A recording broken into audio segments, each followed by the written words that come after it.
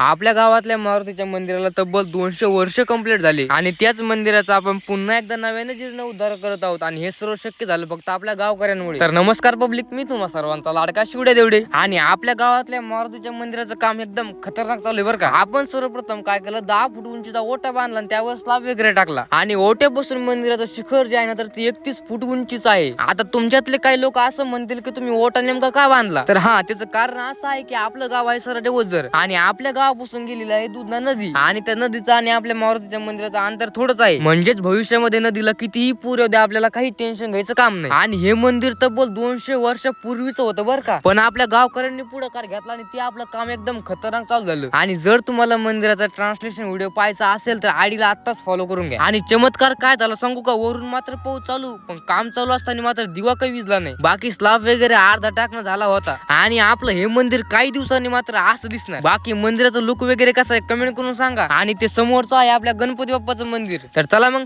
आजचा आपला ब्लॉग कसा वाटला कमेंट करून सांगायला विसरू नका। संपूर्ण जगाला तुझ्या रूपात